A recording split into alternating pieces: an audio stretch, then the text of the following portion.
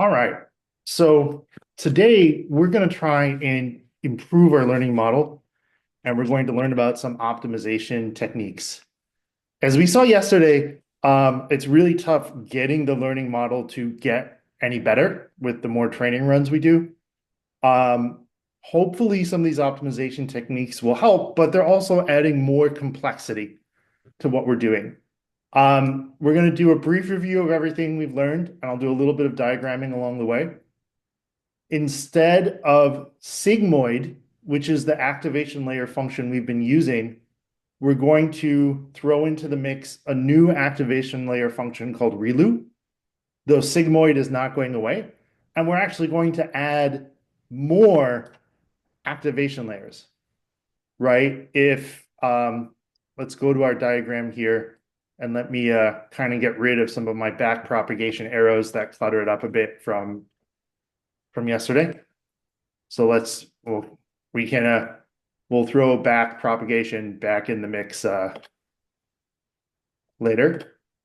But if we get rid of these guys and just step back so we can kind of see what we have.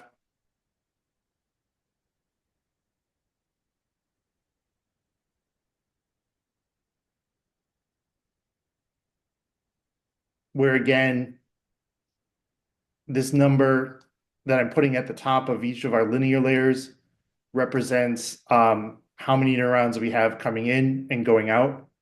And it's just a lot of circles and arrows to draw 18 neurons.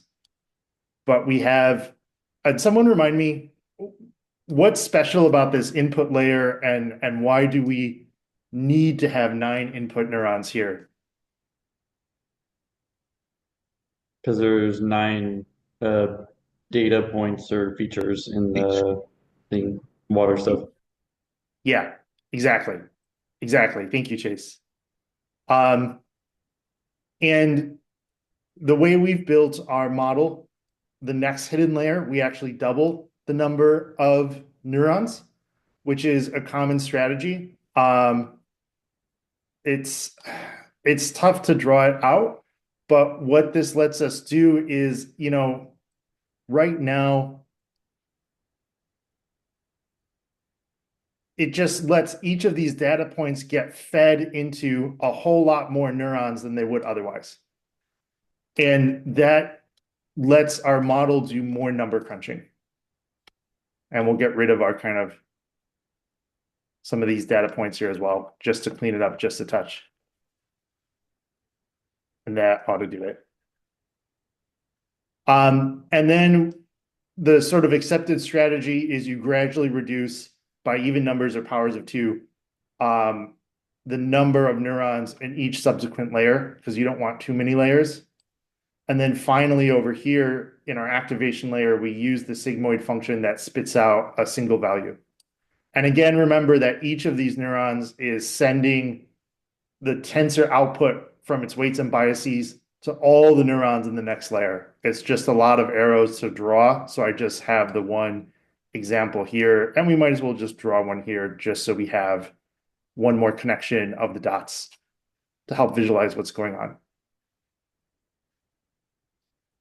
So we're actually going to add more activation layers using this other activation function called ReLU. We're going to, and I'll talk about what ReLU is. We're going to use an optimization technique called Dropout, where we will actually have some of these neurons go away.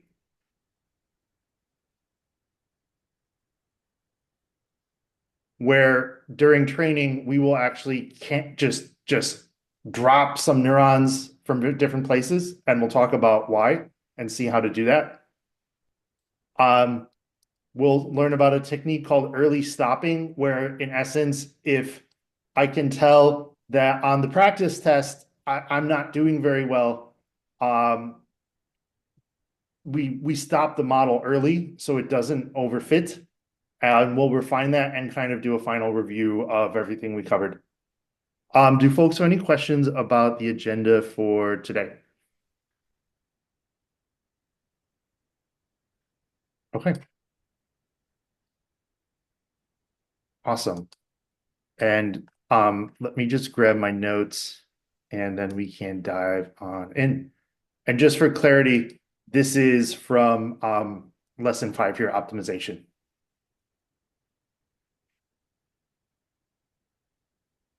So I think the right starting point here is to talk about ReLU and what it is and why we care. And if we zoom out a bit and we scroll up to one of our handmade graphs, um, one thing we've talked about is how, and maybe let's go look at this one here, how for different values of our weights and biases, the loss function tells us how right or wrong it is. And then once we know how wrong we are, we do back propagation to figure out where to go. And the optimizer here tries to get us out of these lower values, or these worse values up here to a better value, right? If 0 here represents no loss at all, and that's where we want to be, our optimizer is trying to get us there.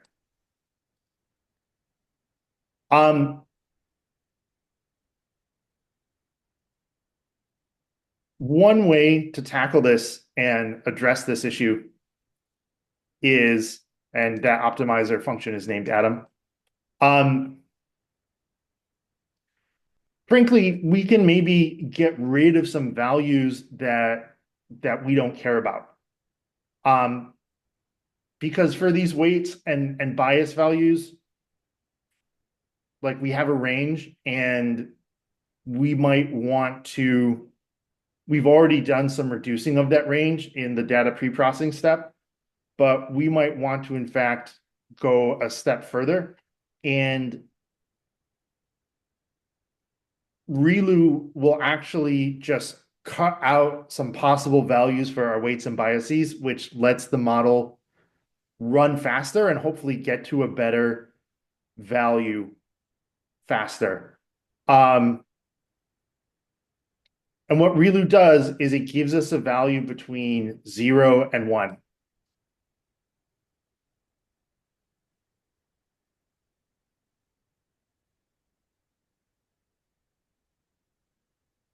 So ReLU gives us a value between 0 and 1.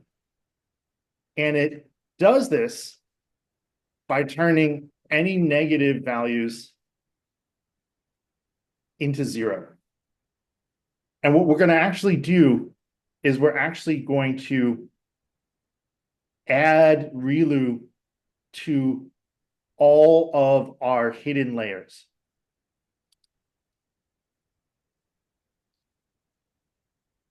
And let me draw some ovals here to represent our new ReLU activation functions. And I'll make them a bit bigger like that. And let's make them red.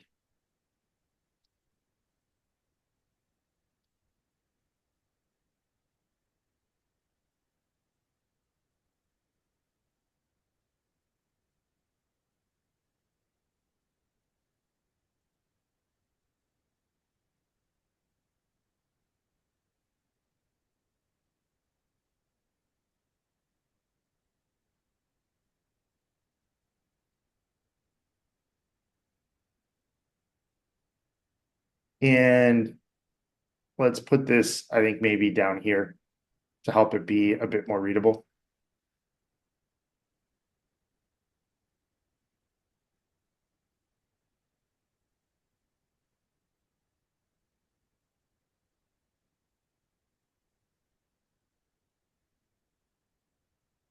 Because what I actually want to do is I want to take all the outputs from my neurons in each hidden layer, all of these different weights and bias values, and basically chop off everything that's below 0.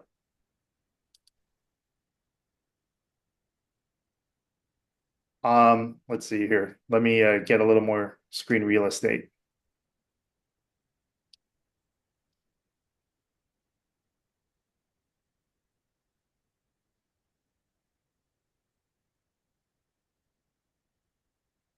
So that, and to draw just like a really simple kind of graph up here.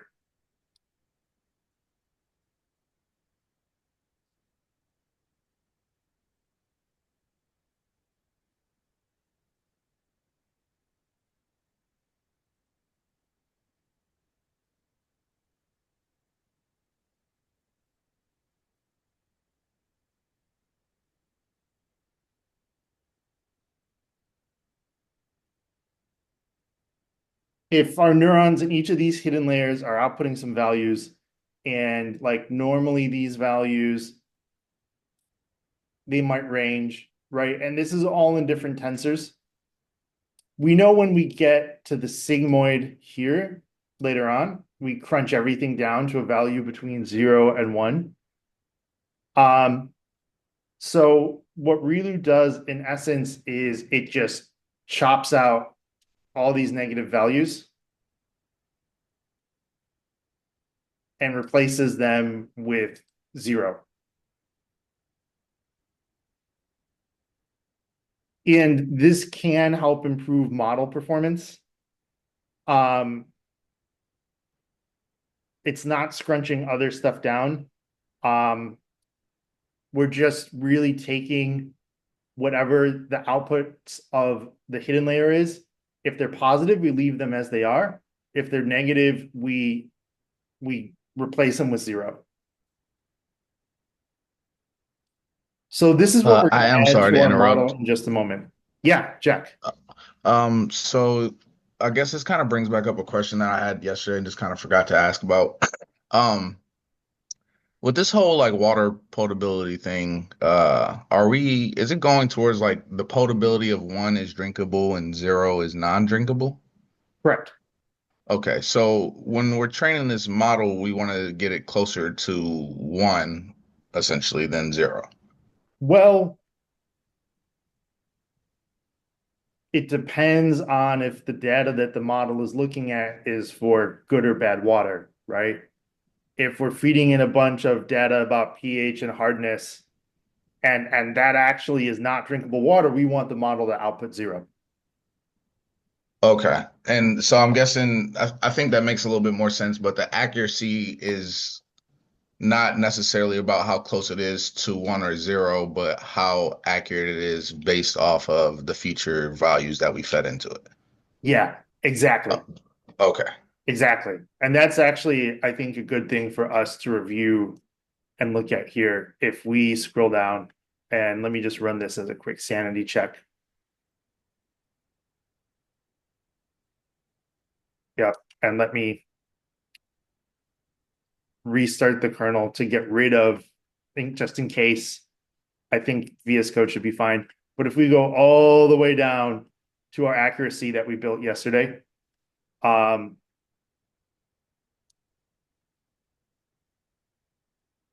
as to your point, what we're doing here is comparing model output against our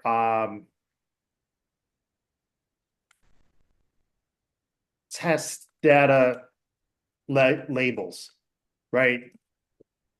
Did the model give the right answer to the specific question on the quiz? Or we could really say maybe how many questions on the quiz did the model get right? Right? Because if we have a bunch of water potability data,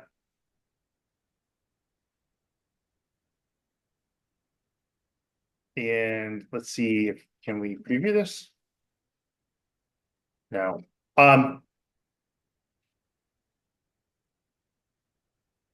Let's say here, just for this row of data. And I know the font size is smaller, but can you just sort of see the row of numbers and the 0 at the end?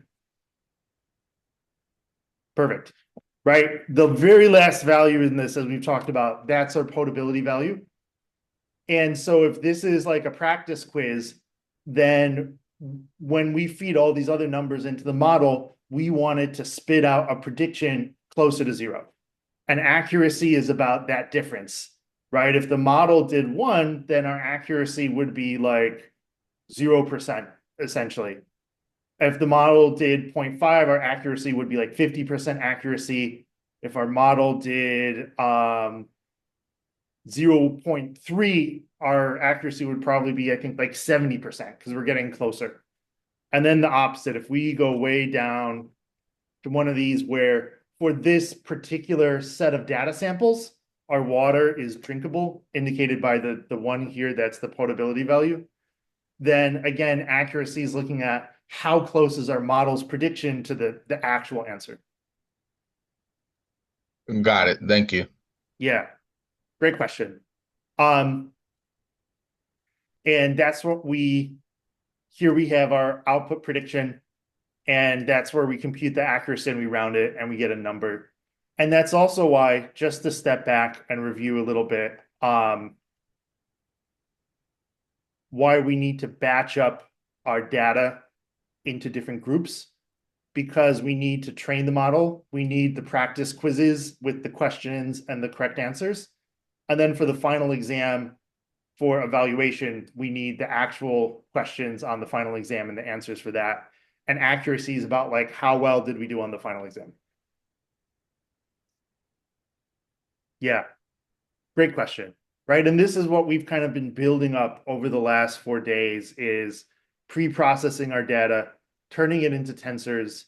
As we saw yesterday, we then have to load these into tensor data sets, and then create what's called a PyTorch data loader, so that we can do our training in batches. If I get a little more room here.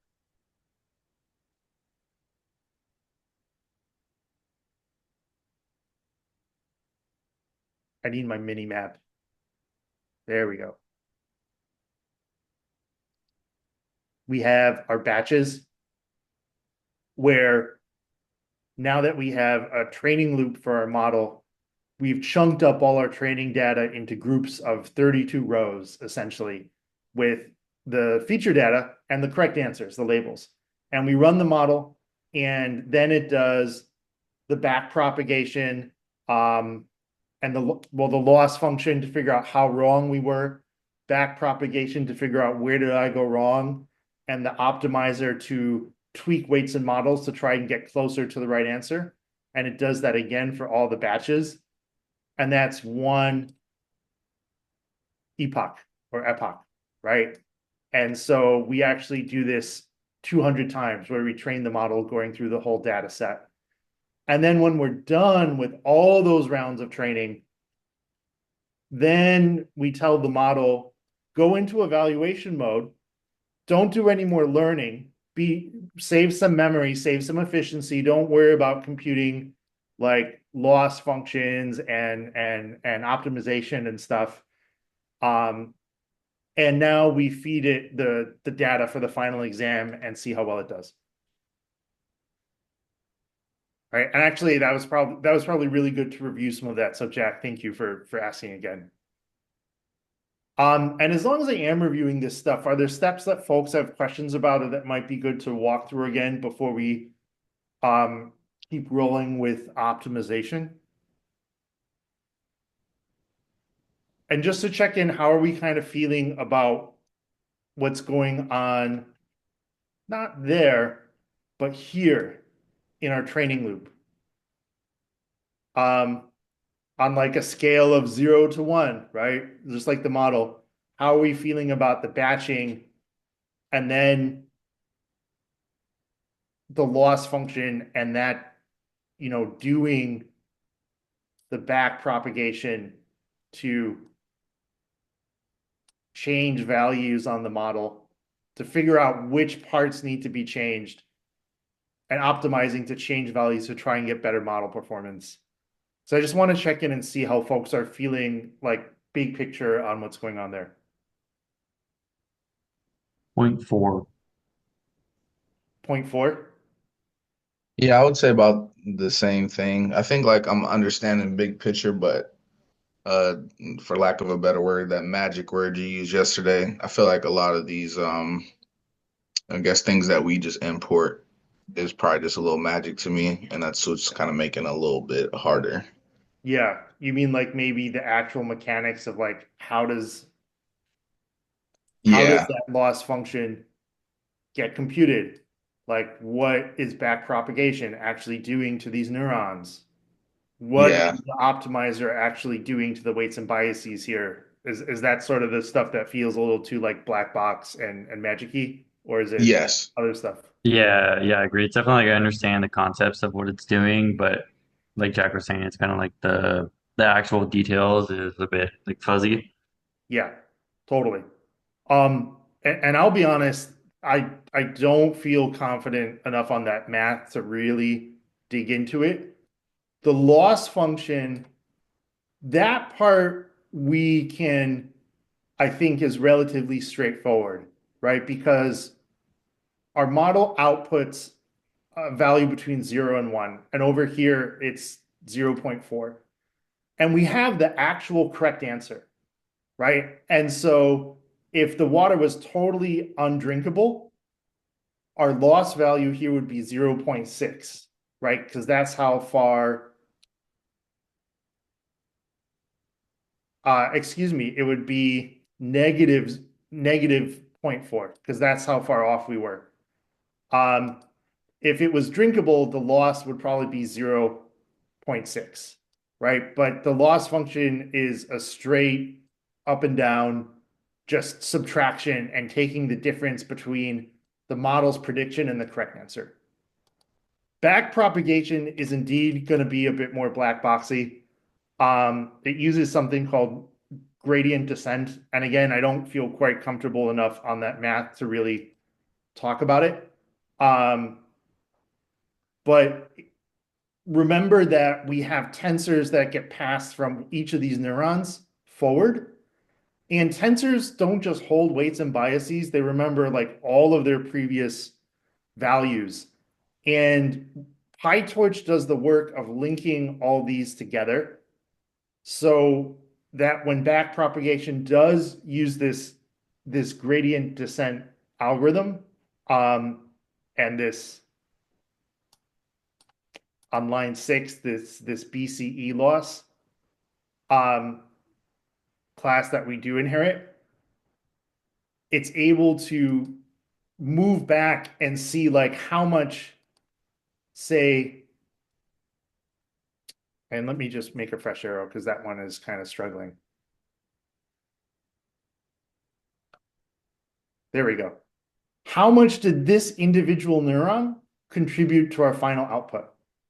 How much did this individual neuron contribute to our final output? What about this one? Right? And so back propagation will come up with some sort of value representing like the contribution that it made. You know, maybe this question on the quiz was worth 2 points. Maybe this question on the quiz was worth 3 points. And it moves backwards and does that for all of these.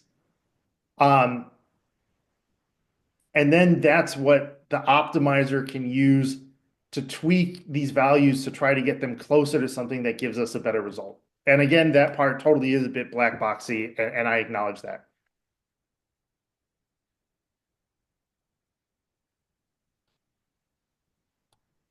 Let's actually build ReLU and put it in so we can see what it looks like, because I think that's where we're going to get the most bang for our buck.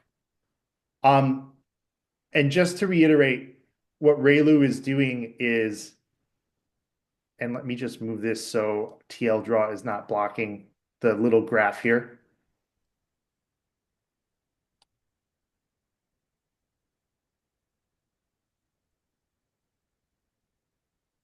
ReLU is basically going to change the values that get outputted here, right? If, again, this actually outputs a tensor, but if before maybe the value that this neuron was sending was negative 3.2, ReLU's just going to have that become 0. But if it was outputting something positive, like say 4.9, ReLU will keep that, right? And so what that does is maybe help push us to get to a negative prediction faster. So let's go ahead and implement this and see what this looks like. So I think that's the next step here. So I actually need to scroll up a bit to where we define our model. So if we go way, way back up here from what we worked on yesterday, and let me go ahead and just run this import as a sanity check to make sure that everything is working well before moving forward. And that's going to take a minute, but I trust that it'll be done. Oh, and it looks like, did I not install sklearn?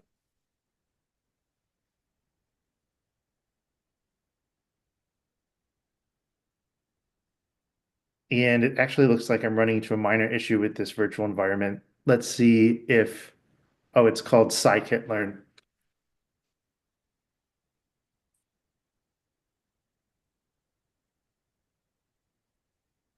And I think this should resolve it for us.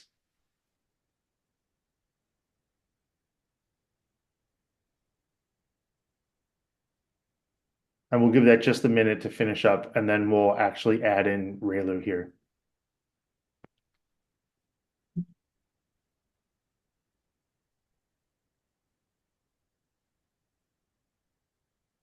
Yep, so that worked just fine. The VS Code squigglies are just a bit out of date. I don't think we need to worry about it. So we need to modify our binary model. And just to recap, this is where we build the input layer and then each of those subsequent layers. And here is how we tell the model to use them, to feed the output from layer 1 into layer 2, to feed that into layer 3, to feed that into layer 4, and then feed that into the sigmoid, which gives us the actual output of the model. That's our prediction. So we're actually going to feed the whole output of each of these hidden layers into ReLU that I'm sort of representing with this orange oval here. And ReLU's gonna get rid of negative values and replace them with 0. And hopefully this helps improve the performance of our model and lets it train more efficiently. So we need to, first of all, add in ReLU. And we're going to do it, I believe, right here. And let me make sure I get this format right. And I think I need to maybe do an import statement so that we can work with ReLU.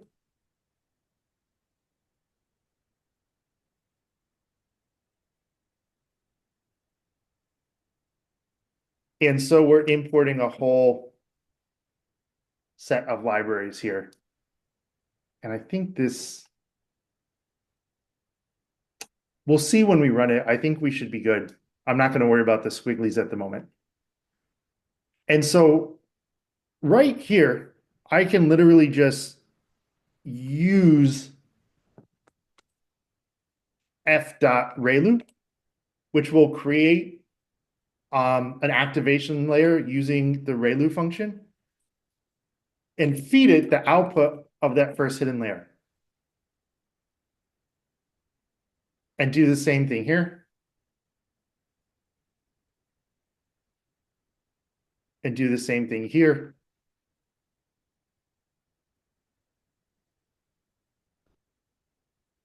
And then finally do the same thing here. And I'm going to go ahead and run this Jupyter code cell. And it seems to be working, which gives me some confidence. Just as a sanity check, I'm going to run each subsequent cell to pre-process all our data. normalize and standardize it.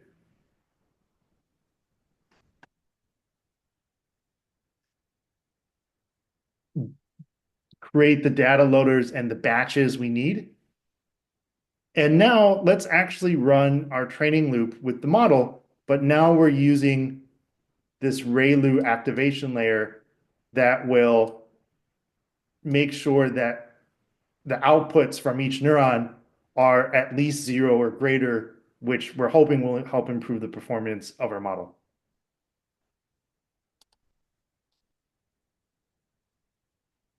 And we're running this for 200 epochs.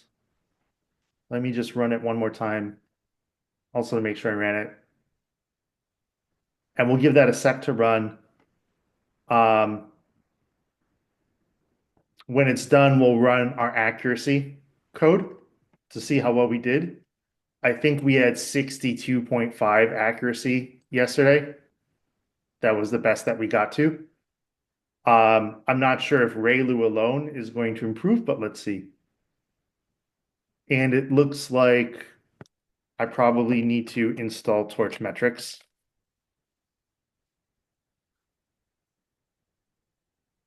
And now we should be able to run our code. So disappointingly, our accuracy actually dropped here, which is interesting. But it's interesting to see we actually saw a change in that we were pretty consistently in the 62% zone. And I'm not sure if running this again will really impact that all that much. Oh, we set the learning, I had the learning rate at 0.02 when we were fiddling with that yesterday. I may change that back because that's actually a bit high. And I think I am going to change the learning rate back to a somewhat safer 0.01 and then just use this run restart to completely reload the kernel because the model remembers all the changes to the weights and biases. So we need to actually blow it away and create a new model. And let's just go ahead and run everything.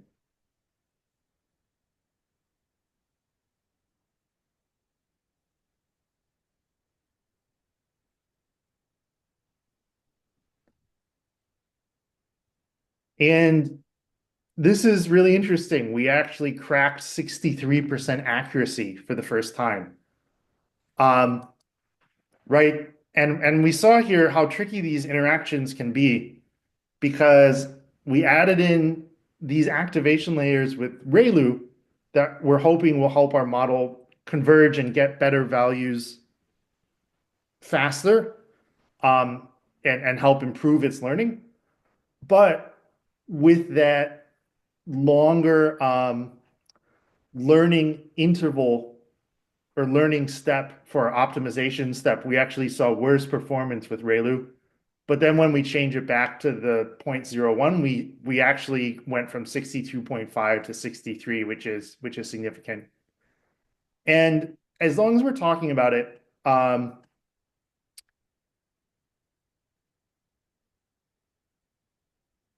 can someone just briefly remind me this LR value here that I believe that stands for learning rate that is set to 0.01. What does that represent? Right. And we talked about this a bit yesterday, but I know we had a lot thrown out there. So I'm curious to get someone's hot take on what this learning rate represents. In the cost function, it indicates how the step rate and how far should the optimizer move each direction to, in a sense, fix the parameters being the bias and the weights to get closer to the outcome. Yeah, exactly. Exactly. And just to kind of recap sort of the flow of the model, let's make this a bit bigger. And I think I'll just scroll up here. So first we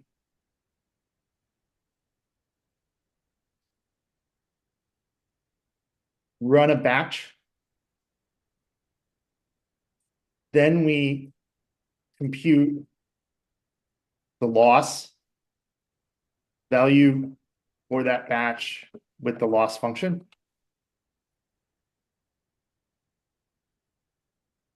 How wrong we were.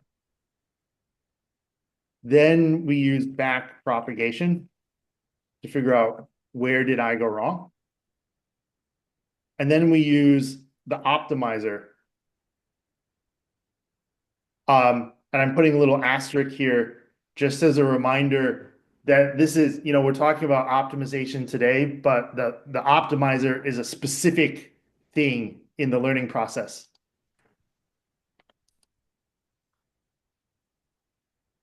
And the optimizer tells us, I would say back propagation is where did I go wrong? What should I change? Right? Maybe some of the neurons are doing just fine and don't need to be touched. Maybe for some of the others, the weights and biases do.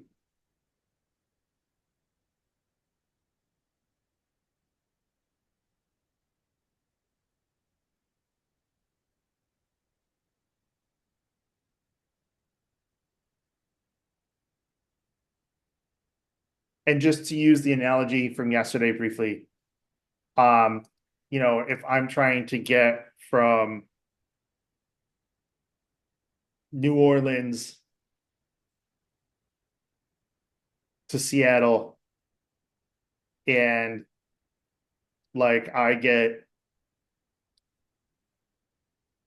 way off course,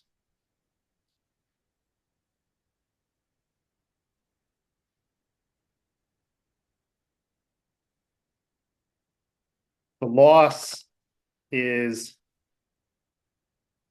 how far am I from Seattle? Back propagation is what direction do I need to go in? And then optimizer learning rate is how many miles at a time do I go there? Right? Because this is what the model does for each batch that we train. And the risk of a huge learning rate is our model says, oh, I need to go, north and west, right? And let me actually we'll give us some compass points here.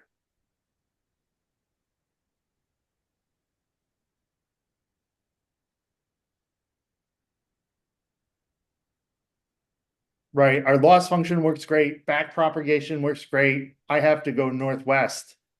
Well, if the optimizer is set to go 10,000 miles immediately, then we're going to overshoot Seattle. And so we need to go here.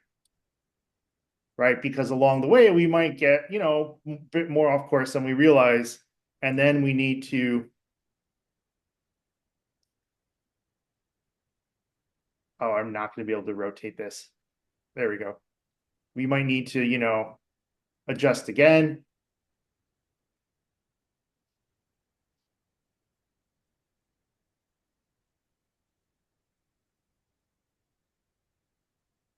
And so maybe, the path to getting to Seattle ends up looking something more like this. And like how long each of these arrows is our optimizer's learning rate. And I just want to check in and see if folks have questions about that and if that was useful to dig into for a bit. Okay, awesome.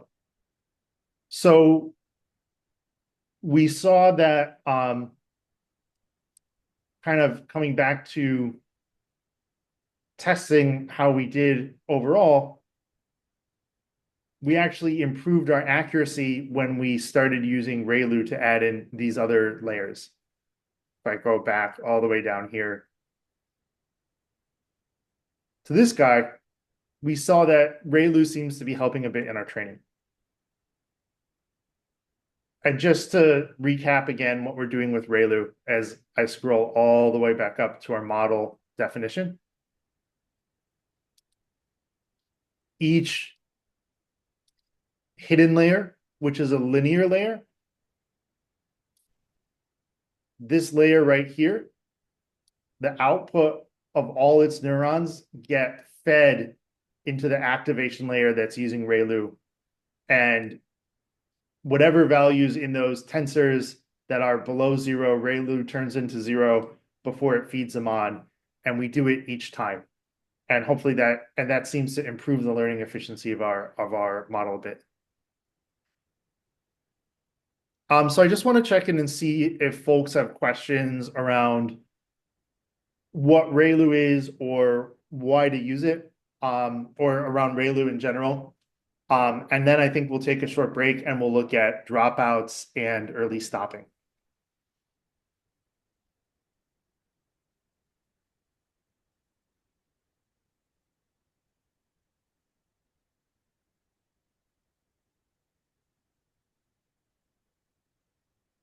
Okay, awesome.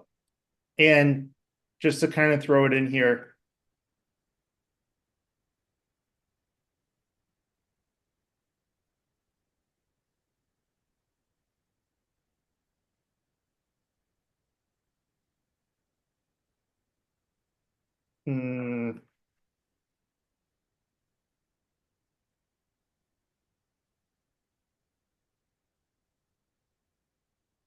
ReLU keeps positive values, negative values are replaced with 0. Why don't we take, let's see. I want to make sure we don't get too scrunched before retro, which is coming up in a bit. Would folks be okay with a 5-minute break? And then we can come back and look at dropping neurons and early stopping. Okay, sounds good. Thank you, everyone, and I'll see you all in 5.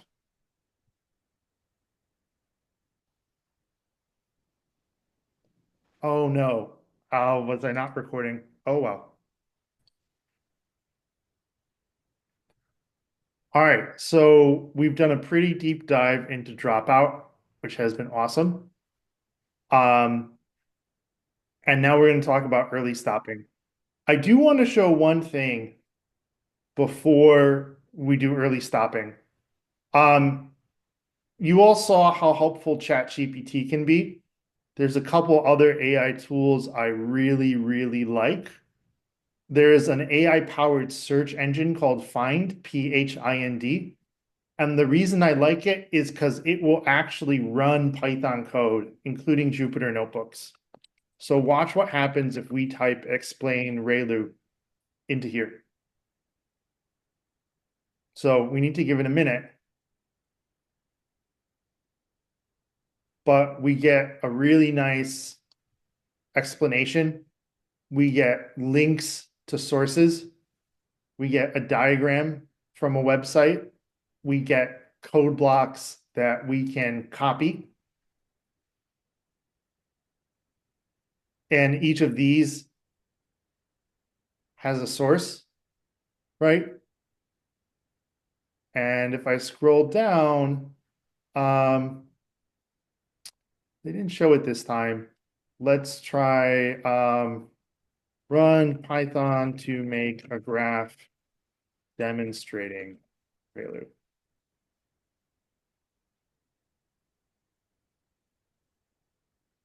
So let's give it a minute, and I think we'll actually execute some Python code in the cloud and give us a diagram.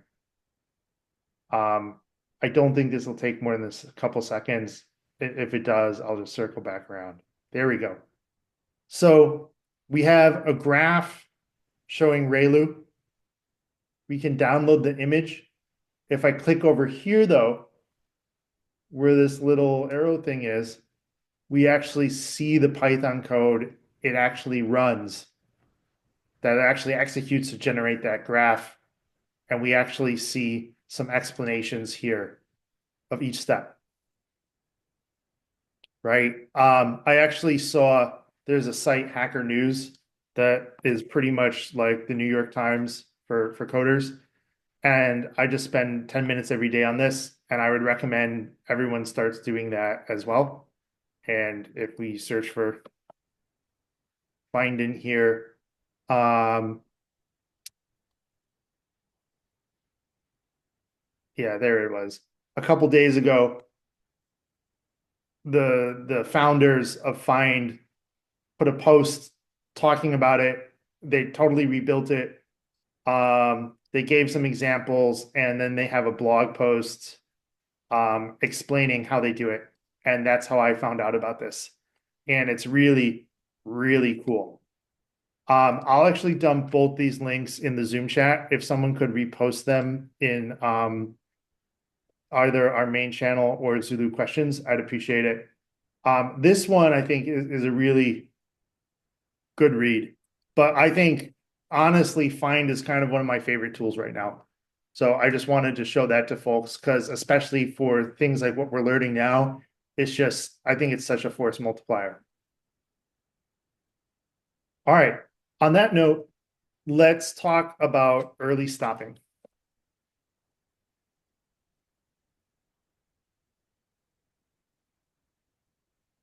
So early stopping basically is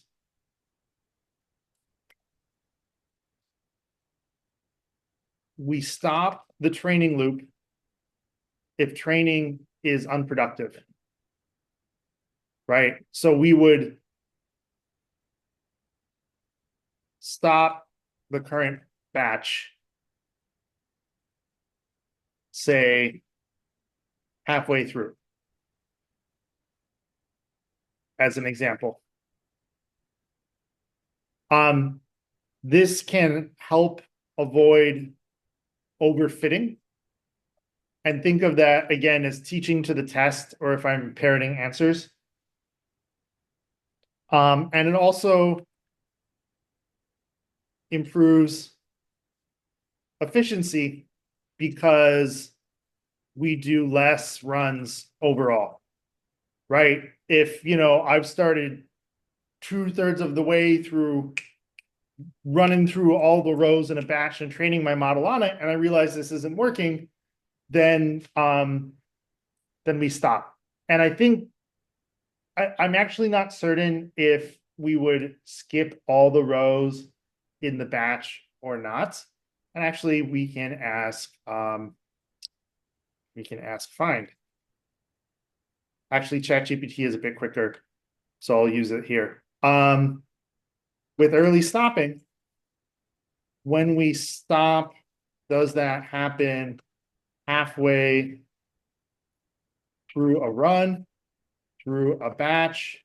And if it's during a batch, does the rest of the data in the batch get ignored?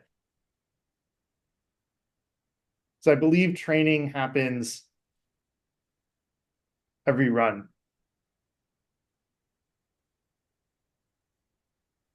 So I actually got this wrong, which is why I wanted to check. It looks like we're actually doing this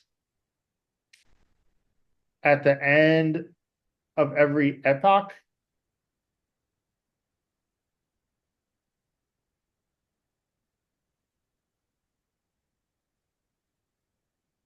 And that there's some training that happens afterwards, which I find a little confusing, to be totally honest, because my understanding is the training happens during each batch.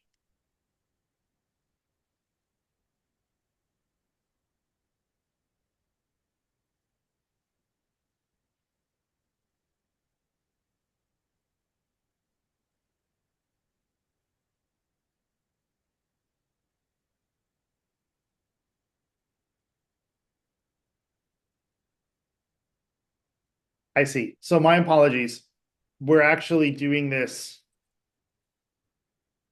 for the epochs. So early stopping is used between epochs.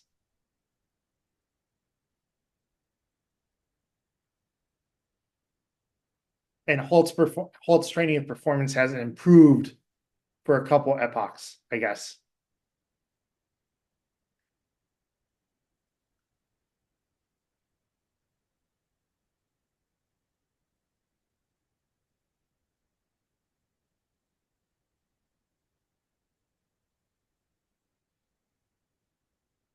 And the reason that it does that is this, to go all the way back up to one of these other diagrams, and actually to make a new one. I'm just going to draw a new graph real quick. And this is going to be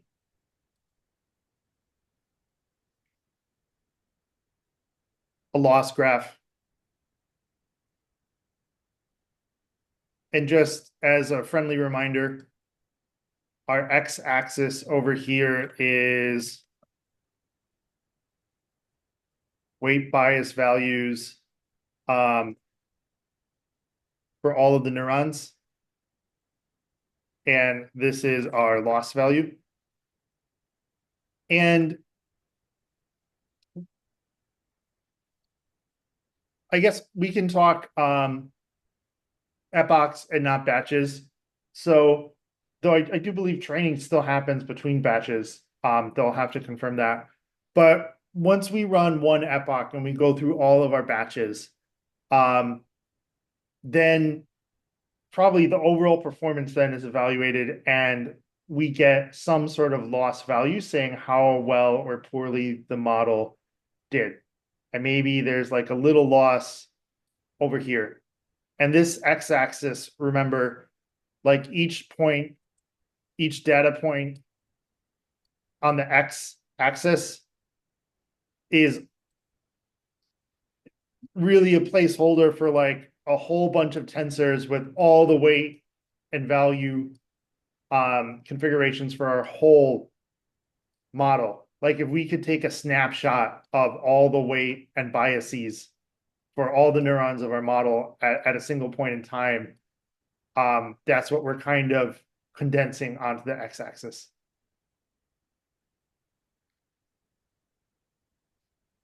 And maybe for those other values, after the second epoch, we get more loss. After the third epoch, maybe it gets better. After the fourth, we get more. After the fifth, we get more, right? Because the x-axis, this is in time. This is just different weight bias values. And we get a 6 here, and another here, and then it kind of comes down here, and comes down here. And maybe it looks something like this. And maybe, as we run these with different weights and biases, we see another spike of the loss value here.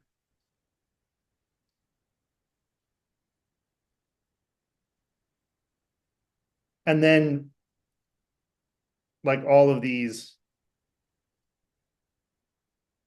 kind of go together to make our loss graph. So right here, we see a spike in the loss value.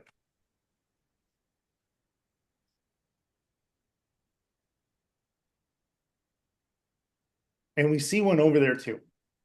And part of early stopping's job is to pay attention to these spikes and use that to help decide when to stop training, because it's telling us that we're going in the wrong direction.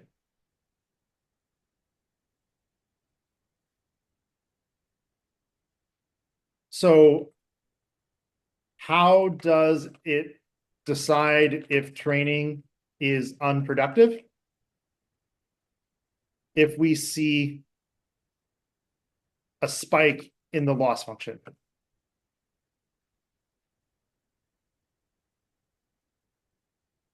And we get to call this min delta. Delta is math speak for change. And say, hey, if we see a spike bigger than this, then pay attention. But we also get to decide how patient our early stopping code is going to be.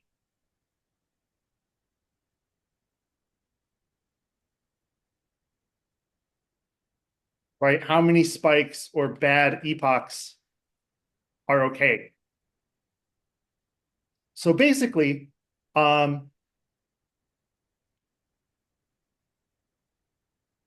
if the loss function for an epoch is greater than this min delta value, that's a bad epoch. So if, just to make up some numbers, if min delta is 5, and we say patience is, let's make min delta 0.5, which is more realistic. It's actually much smaller, and patience is 5, then after 5 epochs where the loss spike, or sorry, where the loss function is greater than 0.5, we stop training.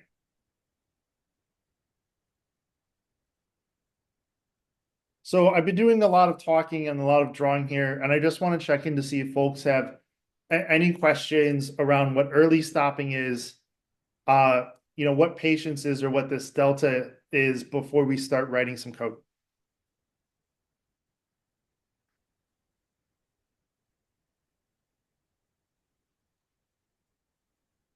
Okay, cool. Let's go ahead and write some code and build this thing. I'm going to go ahead and dive right into building a class for it. I will make sure to share some code of a sort of intermediate step of making just an early stop function, which I think is useful for learning purposes. But as we're coming up on the retro, I don't want to get too lost in the sauce, and we're going to end up implementing this as a class. So I think I'm just going to jump straight there and talk through it as we go.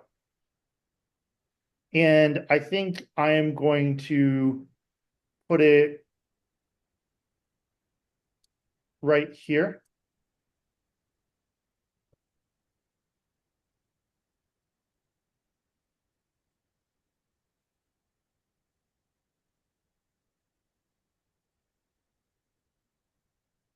And if my Jupyter notebook will just agree with me, there we go. And let's add a code block here. And let's write some early loss code, and then we'll go ahead and use it. So I'm just going to name my class early loss, and I can name it whatever I want. And like any Python class, it needs a dunder init method that's going to take self as its first argument. It's going to take patience as its second argument, and we're going to set it to 5. And it's going to take min delta as its third argument, and we're going to default that to 0.01. And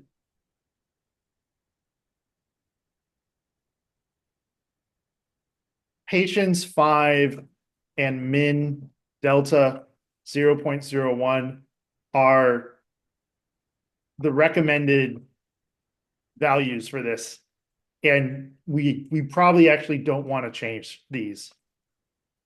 There's a lot of stuff we can tweak, but my understanding is these are sort of recommended as good values and can be trickier to manipulate. And so it's better to just stick with that for now. Like any class, we're going to want to create some attributes just so we have stuff to work with in our methods.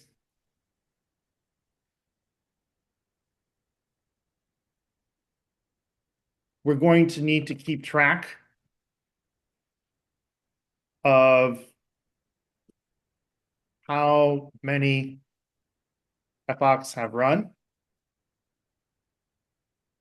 how many bad epochs before we quit, before we stop as patients, right? Loss value,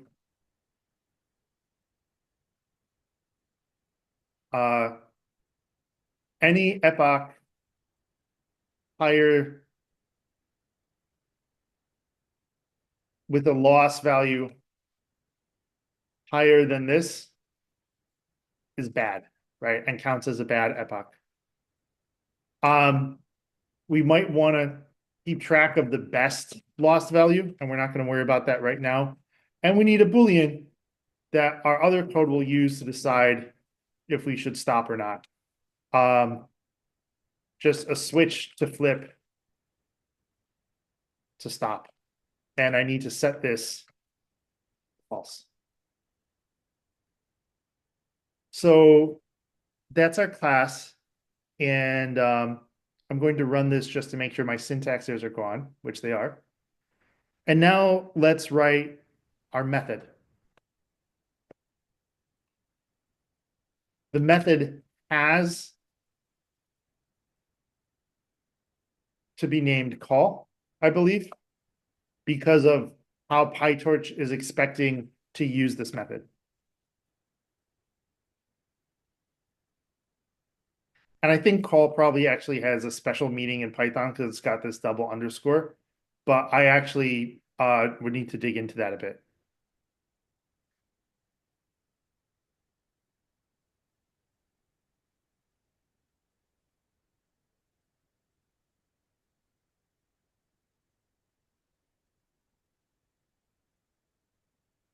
And val loss is, I believe, our loss function value for the current epoch.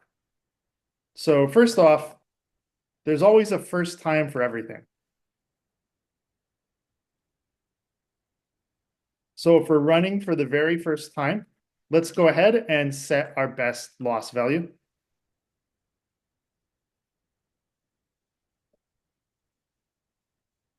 Let me scroll up here to give us a little more room as I write code.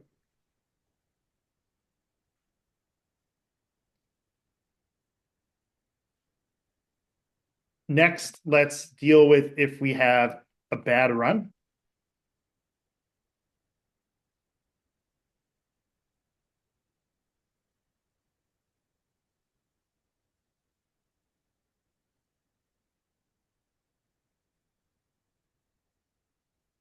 And my apologies, I don't think this is, oh no, this is indeed a bad run.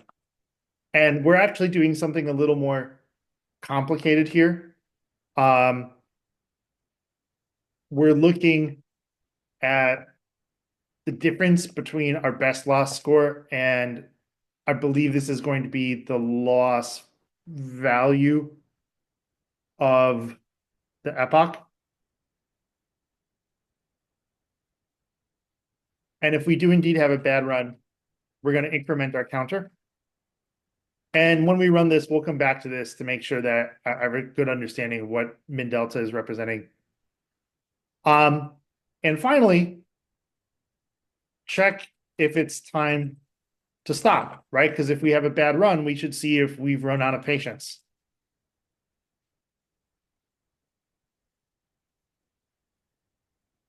And we set this Boolean to true.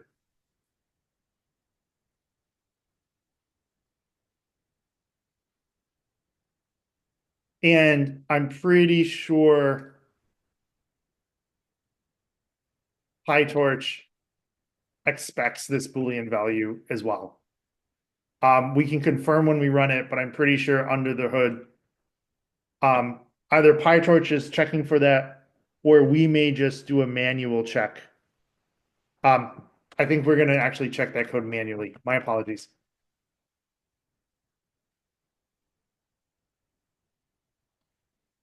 And once we've done that, if everything else is good, we can keep on going.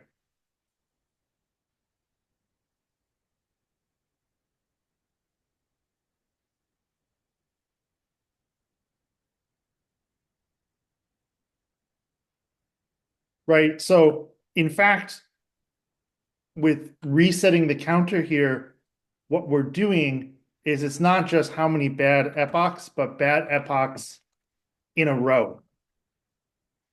Because to go back to this little graph we made here, I want to pay attention to if I'm spiking, right? If I get one here, one here, one here, one here, I don't necessarily want to count this higher loss value by itself. I want to be able to see when we're starting to spike.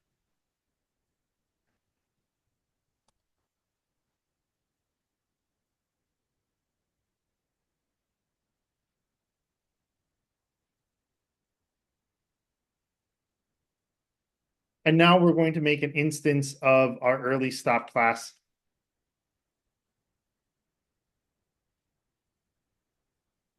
And I misnamed this.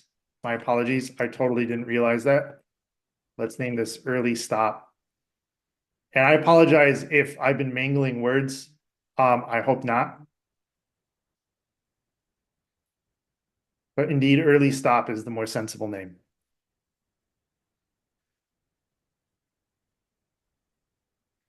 And we're going to just use our default patience and min delta values here. I'm going to go ahead and run this and make sure that it runs. And just for fun, let's print out early stop. I think it's always useful to see what it is. And we don't get a lot of information. We just see that we have an object in memory in Python, which is exactly what we want. So once we've made the class, we do have to use it, and we do have to modify our code. So we do have to modify this training loop because we've got our epoch and we set the model to training mode. And now we go through each batch.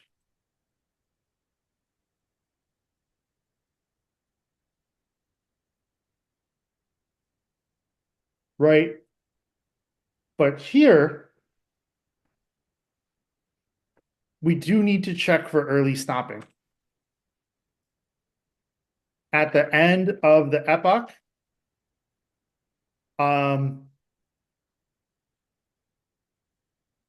do early stopping logic, right? Do we have a spike? Do we need to stop? So I actually need to do some eval and put the model into evaluation mode to help figure out how we're doing.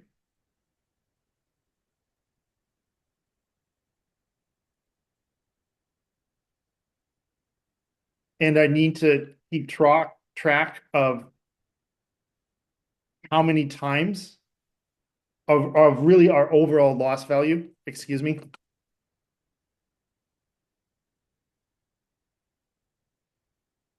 And I need another loop.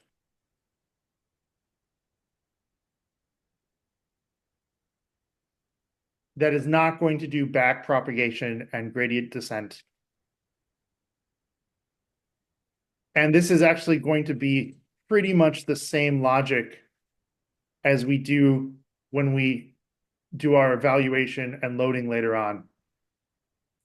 And I think I'm just using the wrong name here. Oh, let's see. This is misspelled. And test loader is not defined. Testing loader.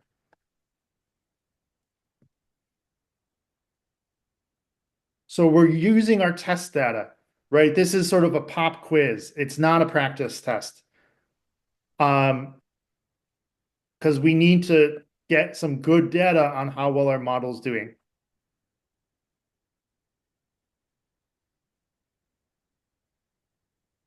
So again, we use the test data to run the model. I need to calculate a loss function.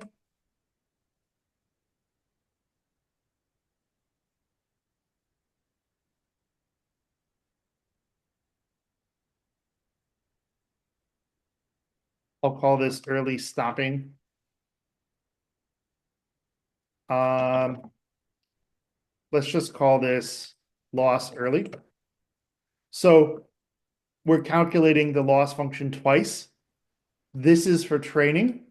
We're calculating it again in evaluation mode to use it for early stopping. And val loss keeps track of, in essence, our total loss value.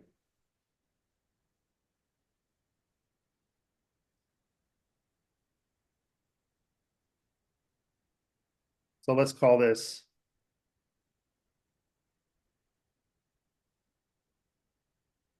total loss. And I do want to kind of figure out what my average loss is.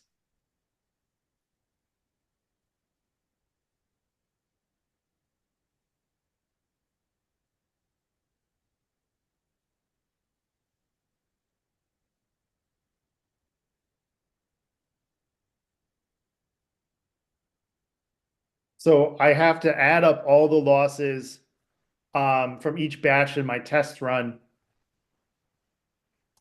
right? Get the average to figure out the average loss for the whole epoch.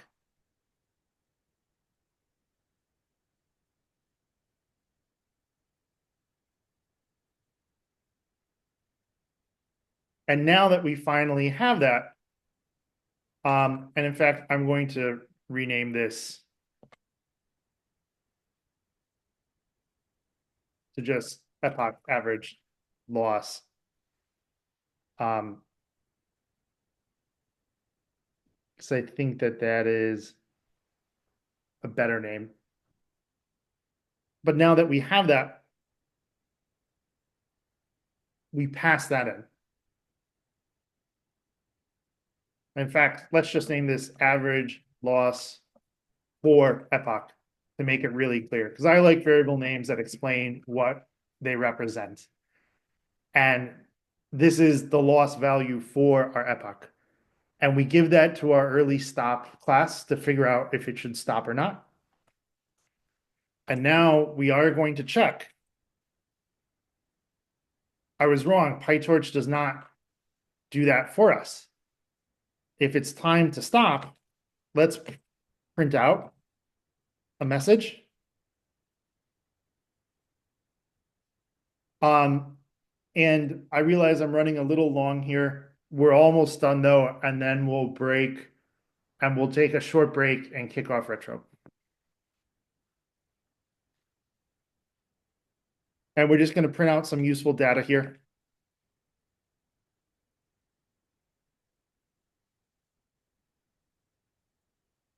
We're going to set some data to help keep track of stuff.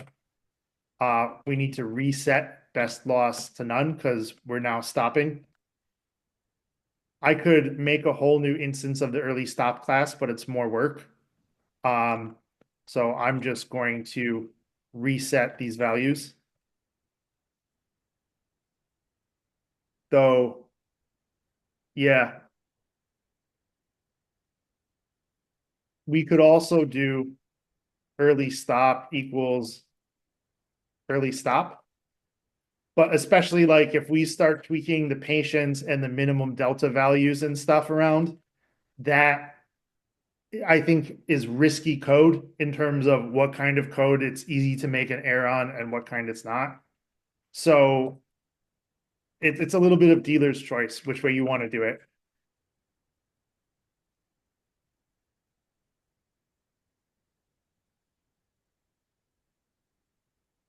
So with this approach, we have to reset our early stop values, including the counter. And in fact, what would be a really nice to do is just to write a method for that.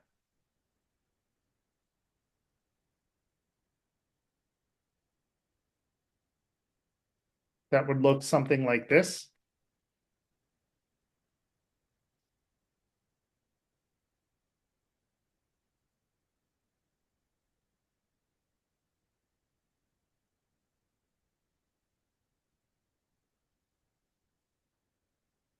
And let me make sure I have the right things in there. Best loss, early stop counter. Yep, so we can just do early stop dot reset, which I think is much cleaner. And let me run my early stop class to make sure it still works.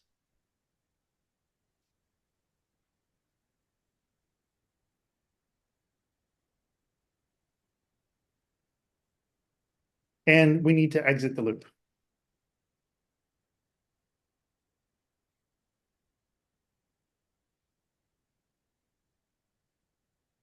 And I believe that is actually the last thing we need to do to now finally run our early stopping, right? And there was a number of steps here.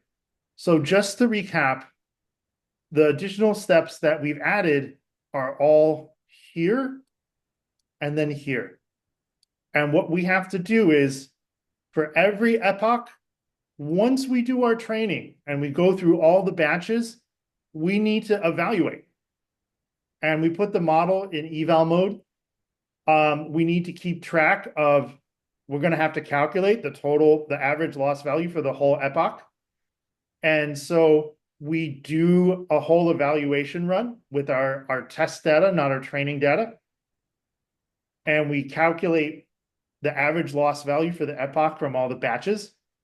And we feed that into our early stopping class to see if it counts as a spike or not. Then we need to check if we've run out of patience. If we have, we're going to reset the early stopper and we're going to quit this whole training loop. So let's go ahead and run this. And in fact, we got the early stop triggered really quick, and we only got through 5 loops, 5 epochs. And if we run it again, oh, it happened again. So this probably means that I have a bad value for the minimum delta for the patients, because we're going to keep hitting this early stop a whole lot. So let's quickly try maybe bumping up. Let's try changing some of these values and see how we do.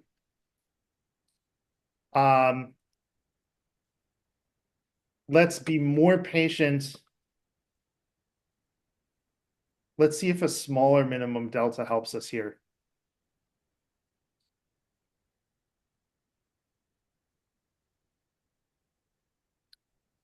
And I think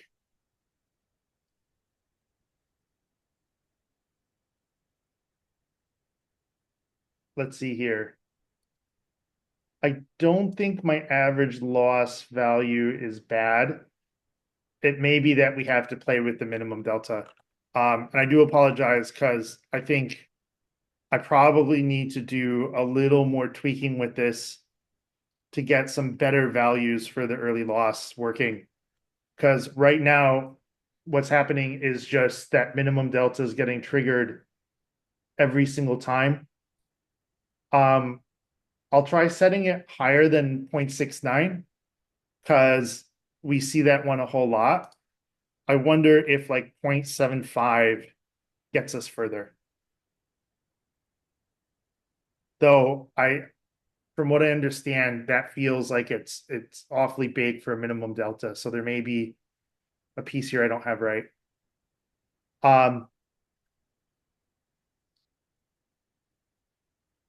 Yeah, I apologize. I think I'm getting something wrong with the minimum delta value because we're just hitting the patience limit here every time. So let me debug that offline and I'll follow up in the chat. But just to recap, we went ahead and we implemented an early stopping class. We tell it how many spikes before you stop. We tell it how big a loss counts as a spike. We have a helper reset function for between epochs. And then we keep track of the best loss value.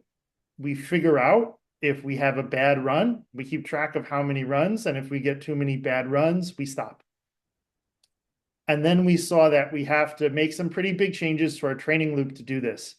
We have to add a whole evaluation step at the end of the epoch to see how the model's doing, to figure out if we should do early stopping or not. And then we have to figure out the loss value for that epoch and decide if we stop or not. So thank you, folks. I realize I ran a bit long. Let's take 5 and then we'll kick off the retro. And actually, let me stop the recording and we'll talk about that real quick.